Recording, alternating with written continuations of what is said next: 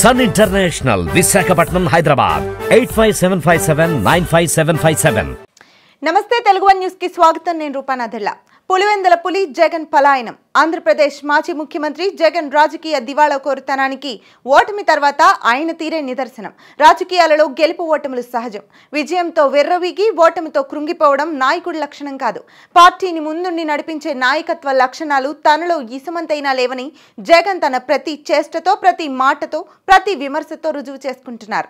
పులివెందుల పులిగా నిన్న మొన్నటి వరకు ఆయన గురించి గొప్పగా చెప్పిన వైసీపీ నేతలు, శ్రేణులు కూడా ఆయన ధైర్యం గురించి, విశ్వసనీయత గురించి మాట్లాడటానికి జంకుతున్నారు.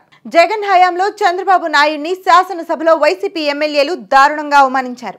అప్పుడు చంద్రబాబు మళ్లీ ముఖ్యమంత్రిగానే శాసనసభలో అడుగు పెడతాను అంటూ శపథం చేసి సభ నుంచి వాకౌట్ చేశారు. కౌరవ సభను గౌరవ సభగా మారుస్తాను అంటూ ప్రతిజ్ఞ పూనారు. 2024 ఎన్నికలలో పార్టీకి గొప్ప విజయాన్ని అందించి తన శపథం నెరవేర్చుకుని హుందాగా సభలో అడుగుపెట్టారు. 2019 ఎన్నికలలో తెలుగుదేశం పార్టీ పరాజయం పాలైంది. కేవలం 23 మంది సభ్యులు మాత్రమే ఆ పార్టీ నుంచి అసెంబ్లీకి ఎన్నికయ్యారు. అయినా ఆ పార్టీ అధినేత చంద్రబాబు నాయుడు కృంగిపోలేదు. పార్టీని పటిష్టంగా నిలిపారు. నిరంతరం ప్రజా సమస్యలపై పోరాడారు. పార్టీ క్యాడర్ చెదిరిపోకుండా కాపాడుకున్నారు. జగన్ ప్రభుత్వ కక్ష సాధింపు చర్యలను ఎదుర్కొన్నారు. రాజకీయ పోరాటం చేశారు. పార్టీని మళ్లీ అధికారంలోకి తీసుకొచ్చారు.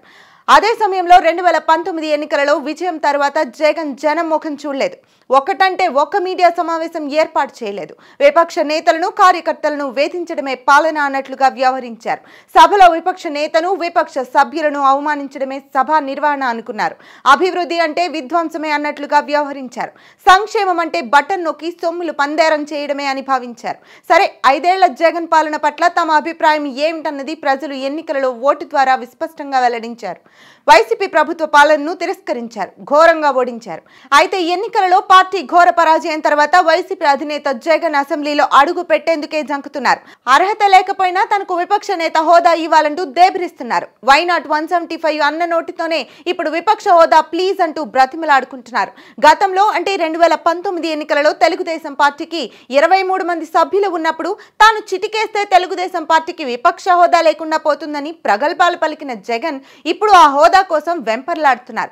కేడర్లో, నేతలలో విశ్వాసం పాదుకొల్పి పార్టీని కాపాడుకోవాల్సిన జగన్ తనను కాపాడుకోవడానికి పార్టీ మీద, క్యాడర్ మీద ఆధారపడుతున్నారు. అసెంబ్లీలో మాట్లాడే ధైర్యం లేక మీడియా సమావేశాలలో ప్రసంగాలు చేస్తున్నారు. మీడియా ప్రశ్నలకు సమాధానాలు దాటేస్తున్నారు. మొత్తంగా జగన్ ప్రజలను, విపక్షాలను ఫేస్ చేసే ధైర్యం లేక పలాయనం చిత్తగిస్తున్నారు.